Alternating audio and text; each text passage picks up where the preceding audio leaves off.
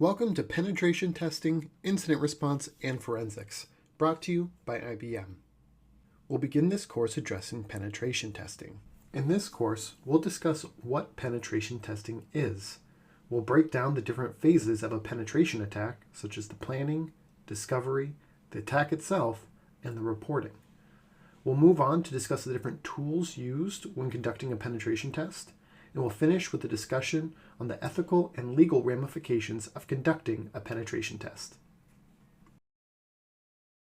In this video, we'll discuss what penetration testing or pen testing is and why it's important, and then we'll discuss the different types of penetration tests and the different approaches you can take.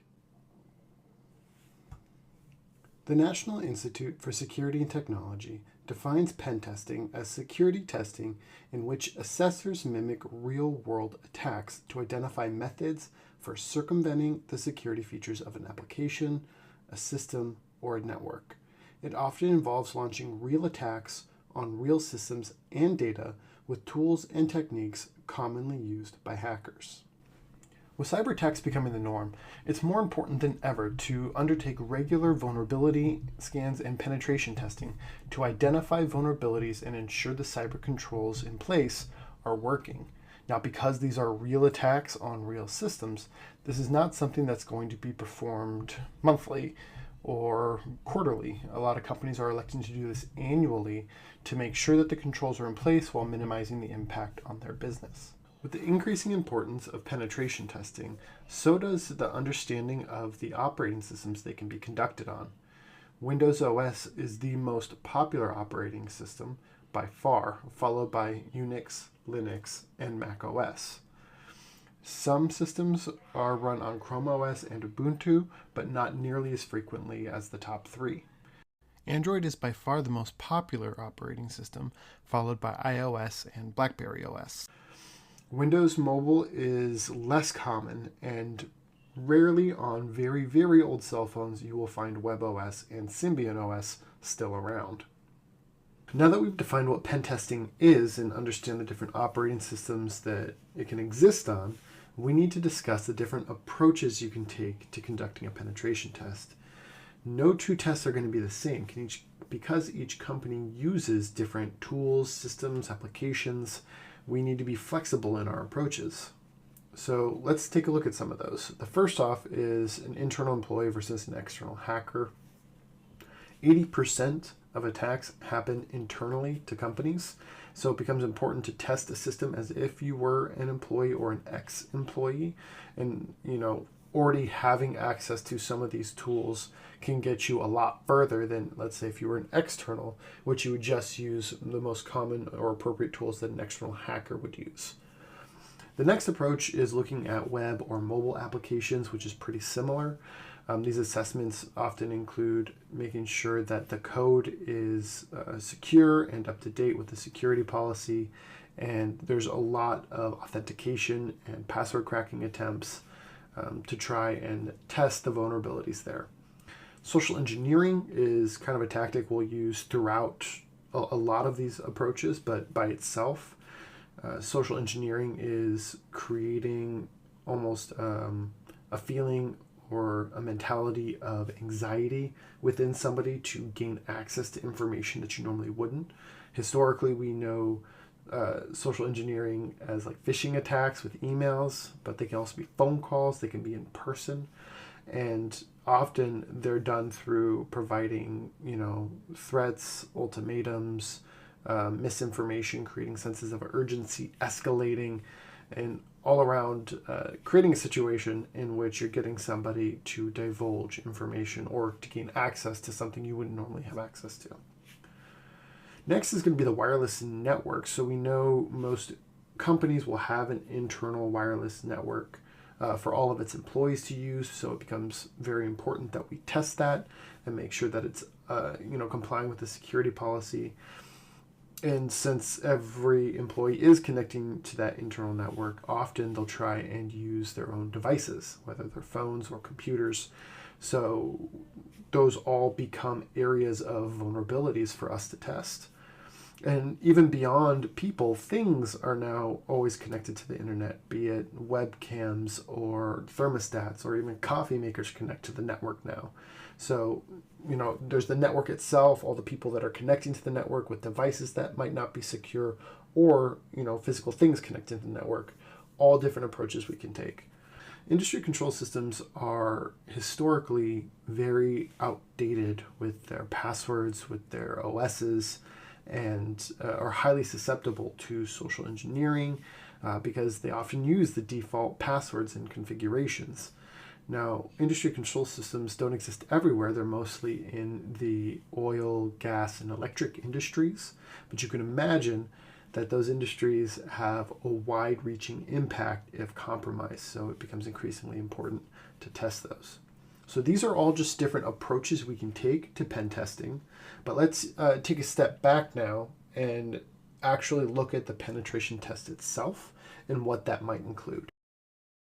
As I mentioned in the initial definition of pen testing, penetration tests can occur across applications, networks, and systems like mobile devices or different operating systems.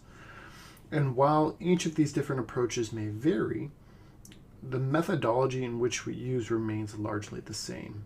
So there's always going to be this initial planning phase where you work out a contract and agreement with the company, which will define kind of the scope of the attack. And since you're attacking a real system, it becomes very important that you set very strict boundaries and are very clear with what may or may not happen.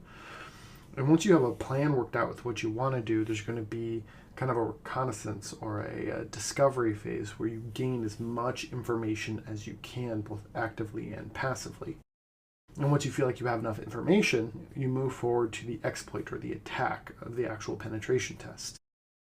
And then after the attack is complete, or you've accomplished whatever you set out to accomplish in the planning phase, the reporting becomes hugely important for the company to act on, so that they know what was successful, what was not successful. Here are the areas of vulnerabilities. Here's the things you're at risk for.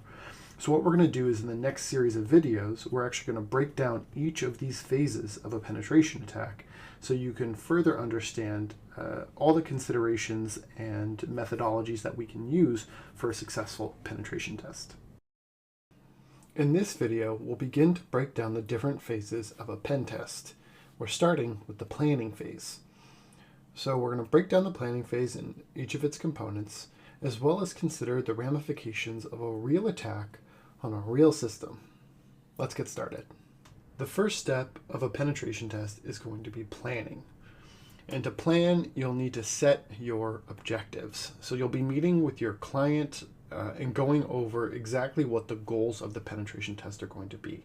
Is it targeting specific data, a specific person or group?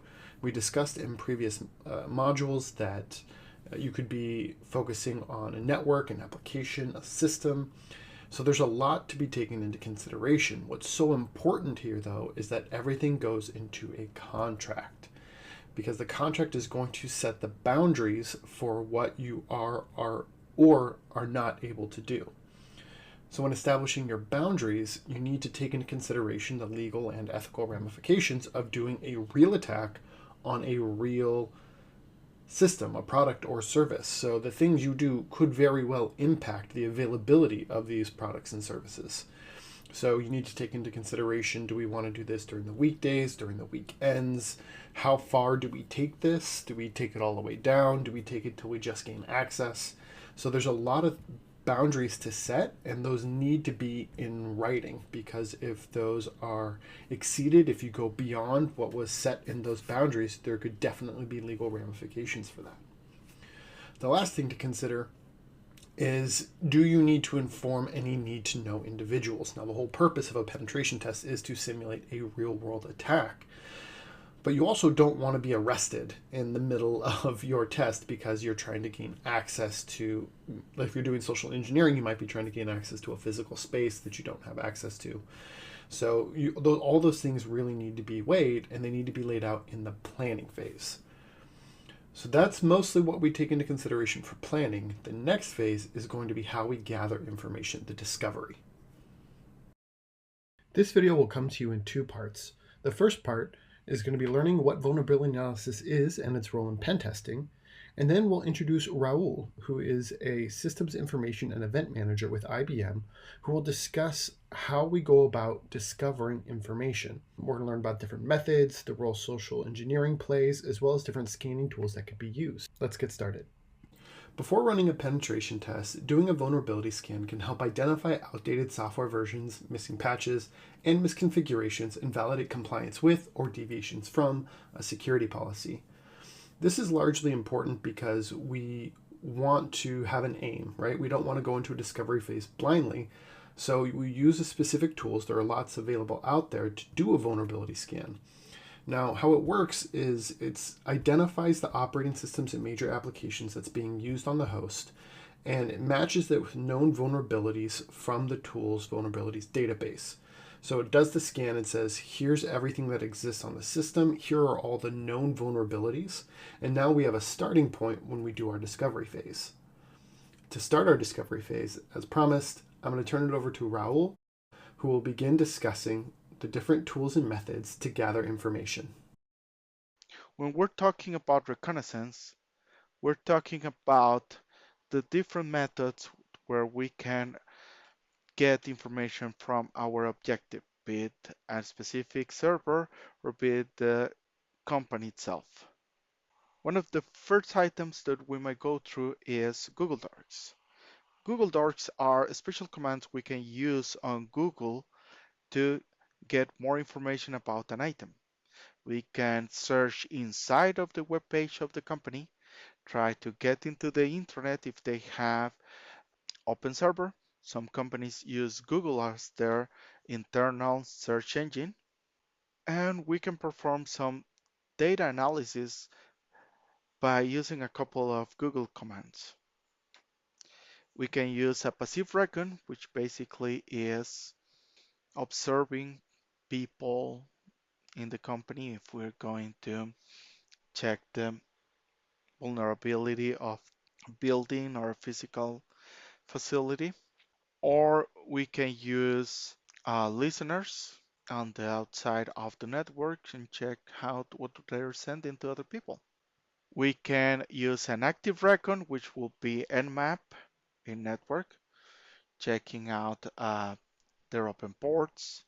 We can start using a bunch of tools, trying to use a Hail Mary attack on the web page. We can try to actively look for vulnerabilities. Now, an active recon is a very loud way to say we're watching you. I wouldn't recommend it unless it's in a very discreet way. The last part is basically ask the employees.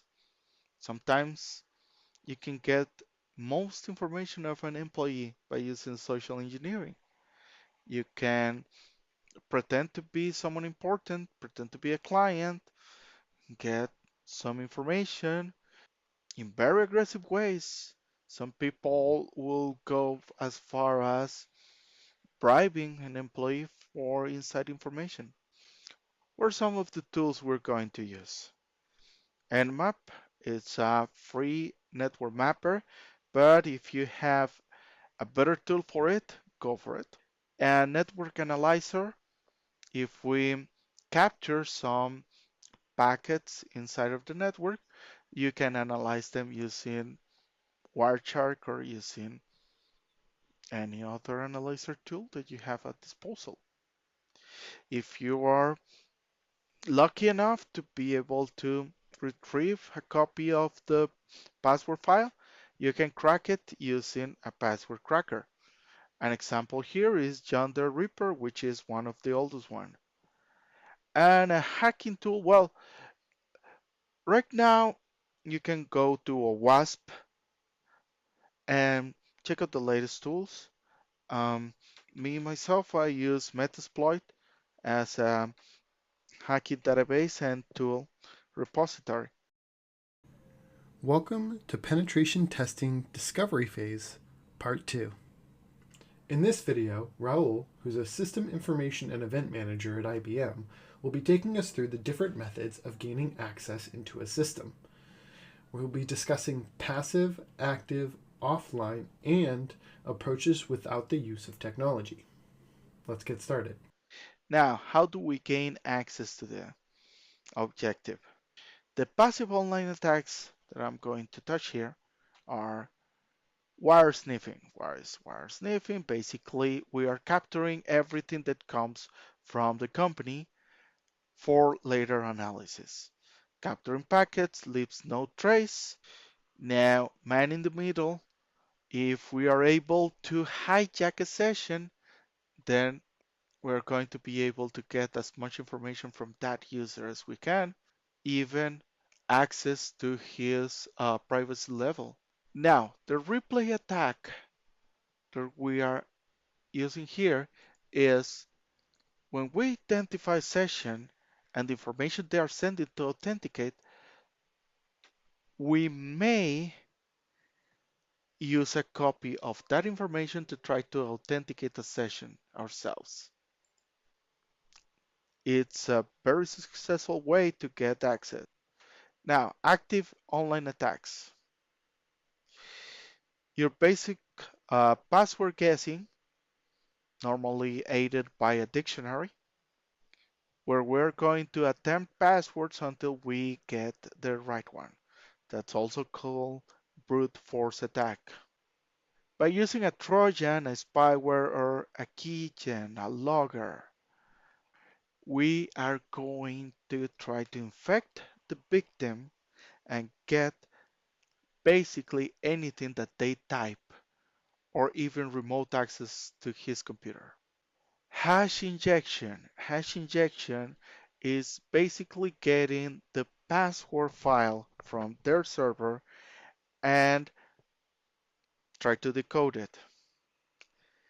And phishing attack is right now a trendy word here. And we are going to duplicate a trusted page which the victim uses and use it to get their password to the real page. That kind of attacks normally takes place when um, access to a bank or to a special database is required. Offline attacks, pre-computer hashes, which is basically the same as the hash injection, distributed network attack, and the rainbow attack, which is basically a hash attack. The non-electronic attacks,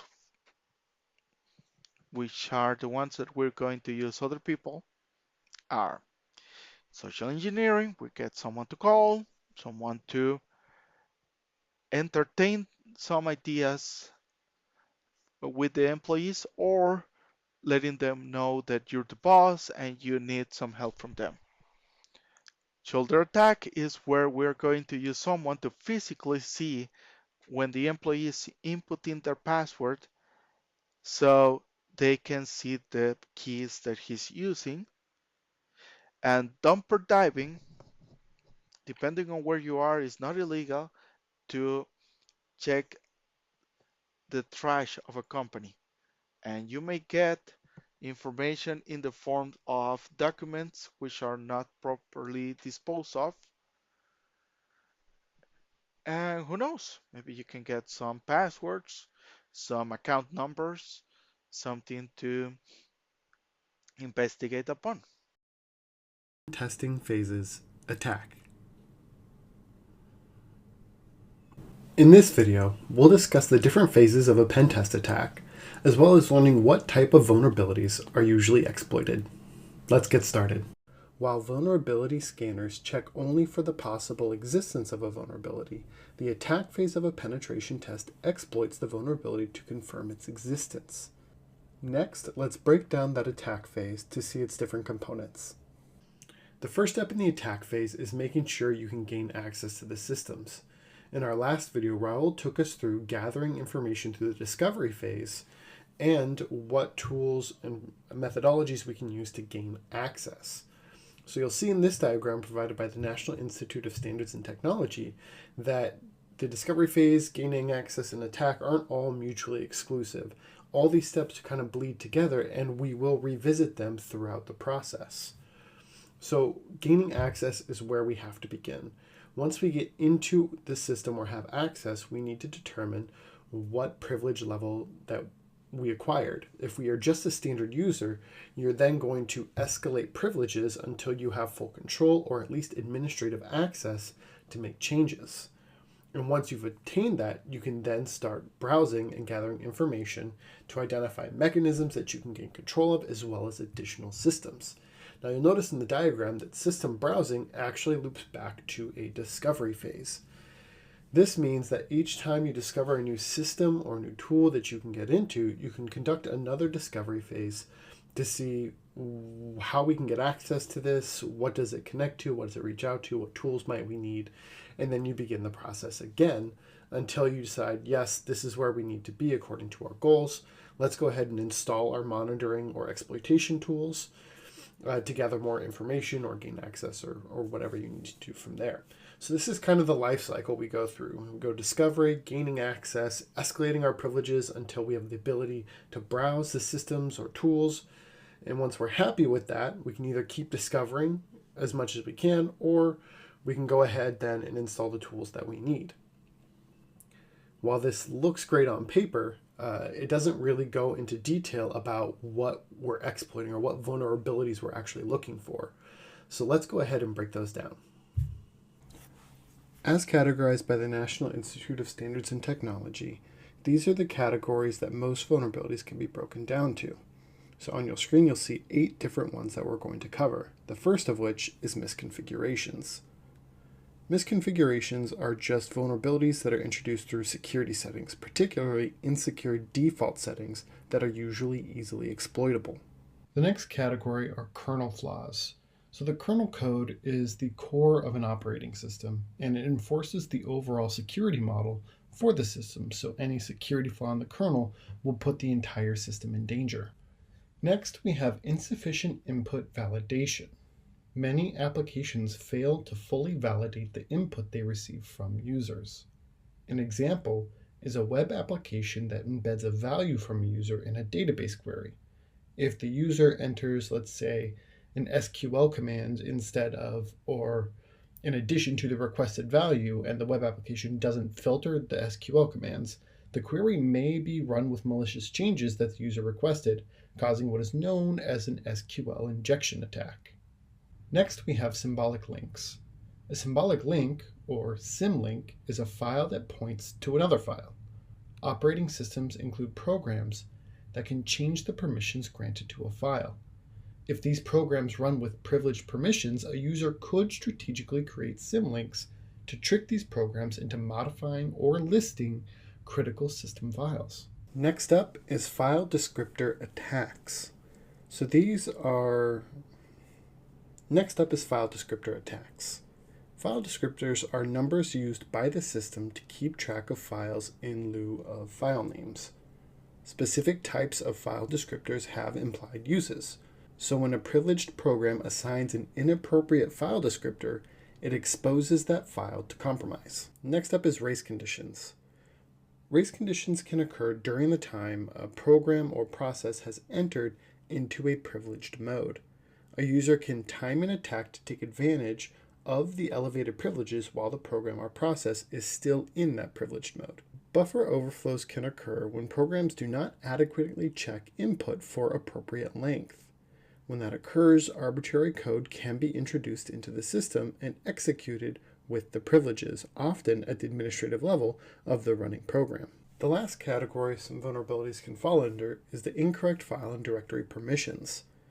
File and directory permissions control the access assigned to users and processes. Poor permissions could allow many types of attacks, including the reading or writing of password files or additions to the list of trusted remote hosts. Further resources for deep diving into the attack phase of a penetration test include OWASP's check sheet for conducting a penetration test on a web app, and the Penetration Testing Execution Standard, or PTES, They have a fantastic document out there that outlines the entire penetration tests process. But if you specifically focus on the exploitation part, you'll find some great information. While we've discussed a lot of theory on what a penetration test should look like or the different processes it can include, it's time to start to include some concrete examples. So once again, we're going to turn it over to Raul in the next video, who will be discussing the tools we use to conduct these tests. Welcome to Penetration Testing Phases Reporting, brought to you by IBM. In this video, we're going to be breaking down the penetration test report into its two major categories. The first is going to be the executive summary, followed by the technical report. I will be heavily referencing the Penetration Testing Execution Standard, or PTES, throughout this video. At the end of this video, you'll have plenty of time to examine the site fully. Let's get started. We'll start off discussing the executive summary. The Penetration Testing Execution Standards defines this as the section that will communicate to the reader the specific goals of the penetration test and the high-level findings of the testing exercise. I like to think of this as the who, what, when, and where of the testing, whereas the technical summary will cover the why and how. PTES has broken down the summary into 6 major categories: background, overall posture, risk ranking, general findings, recommendations, and the roadmap for remediation. Let's start with background. In this section, you're really providing an overview of everyone that was involved, the time frame and goals of the test, and any other details that would give context for the penetration test. Overall posture exists as a narrative of the overall effectiveness of the test and the pen tester's ability to achieve the goals that were set in the planning phases. You can give a brief description of the issues that you encountered and if you were able to overcome them and meet the goals. For risk ranking, there are multiple scoring or ranking methodologies that you can choose to use and cover during the planning phase. But just note, generally speaking, the risks will go from low to extreme, and based on your findings, you can let them know where they're at on the risk scale. The general findings will provide a summary of the issues found during the penetration test in a basic statistical or graphical format. In addition, the cause of the issue should be presented in an easy-to-read format, like the example to the right, which is a graph showing the root causes of the issues that were exploited. The recommendation section is exactly what it sounds like. It's your recommendations to the company, letting them know what they need to do in order to address the vulnerabilities that you exploited. The roadmap is going to be breaking down your recommendations into a 30, 60, 90-day action plan. The most critical or high-risk action items to be addressed first. As I mentioned earlier, the executive summary is really the who, what, when, and where of the penetration test. We're going to be moving on to the technical report, which is going to cover the why we did the things that we did and how we did them. The technical review can be broken down into 6 or 7 different categories.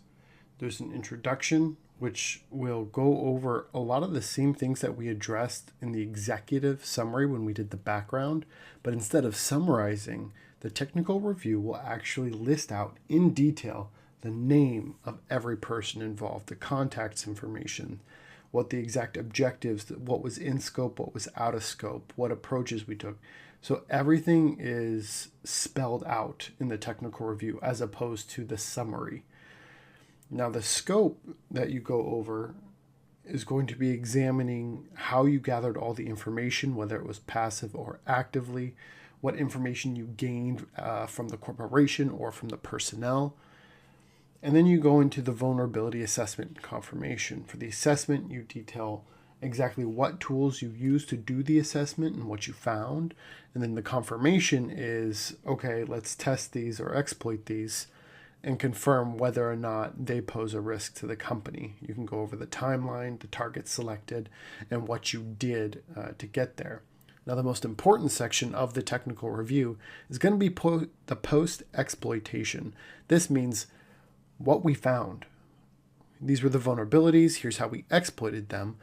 Here's the actual risk tied to those vulnerabilities that we found. So We're going to talk about the different escalation paths we took, the acquisition of critical information we obtained, the value of that information. And you can go down the list here and see all the different things that you can detail out on what you found. Once you've detailed all that out, tying the risk or exposure to those kind of brings it back to a real world application for the company. And with that, we've wrapped up our series on penetration testing. If you'd like to review any of the main points, this video and the Penetration Testing Execution Standard is actually a great document to review, as it outlines the entire process without going overly into detail, to help refresh you on all the major components of the penetration test in chronological order. From there, you can decide if you feel confident about any of those sections. You can revisit any of the lessons and extra materials that we've posted for you here, and we'll see you in the next lesson. Welcome to Penetration Testing Tools, brought to you by IBM. In this video, Raul will be taking us through industry-leading tools used for penetration tests. As he covers each tool, a URL will appear on the screen. I highly encourage you visit each URL while Raul is discussing that specific tool. These URLs will take you to the tool's website and or other related links. At the end of this video, you will be asked to choose 3 tools that interest you the most and spend time deep diving into their websites to learn more. One of the most useful tools that I've been using in my penetration testing practices is Kali Linux. Kali Linux is like your toolbox. It's an all-in-one Debian-based Linux distribution which contains several hundred tools which are geared towards various information security tasks. It has tools for security research, penetration testing, forensics, and reverse engineering. It has been my trusted companion when I've been trying on my CTFs. It is an excellent tool too to perform sandboxing, which is trying for virus research in a secure environment. It has a custom kernel which you can patch to any level, so you can try to inject code, you can try to perform rootkit analysis, you can try to attack it, practice with it. It is nice to have at least a couple of virtual machines of Kali Linux on your latest distribution, so you can practice with it. One of the most useful tools and a must if you want to pass your CEH, your Certified Ethical Hacker, is Nmap. It's an open source network scanner which is used to discover hosts and services on a computer network. You can passively attack a network by sending Nmap to listen on the router packages being distributed to the network and do a map of which servers are part of the network. Also, you can do an active scan which will tell you which ports are open and which services are being published. The next tool we're going to look at is John the Ripper. John the Ripper is a tool that requires you to have a dump of a password file or an encrypted file that you want to decrypt to a text format. Historically, it's a way to defeat and detect weak Unix passwords. We can use John the Ripper to try a dictionary attack. We can try him to rip away the passwords on a shadow file. There are a lot of things that this guy can do. The Metasploit project is a repository for attacks. So, using the Metasploit application, you can attempt a plethora of attacks depending on the target's architecture. So, if you already have information about the version of the OS or the version of the apps, if they have an old FTP, it's 90% sure that you can find the attack on the Metasploit app and just apply it into the server. By the way, it's also already added into the Kali Linux repository. Wireshark is mandatory for everyone here. It's a packet analyzer. It will tell you what is going on the network. The previous version was ethereal.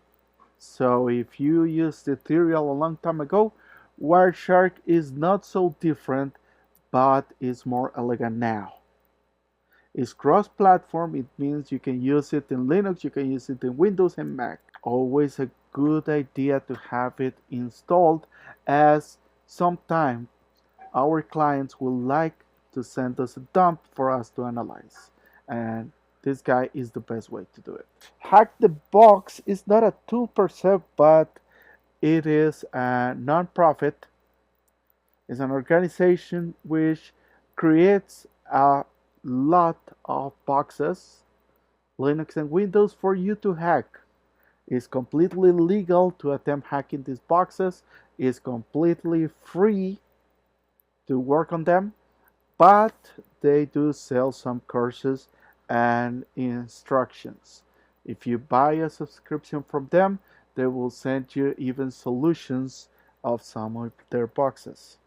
There are a lot of tools for this. These that I'm showing you are just some of them. Please investigate about other tools and choose the ones you prefer. Take care and see you in the next lesson.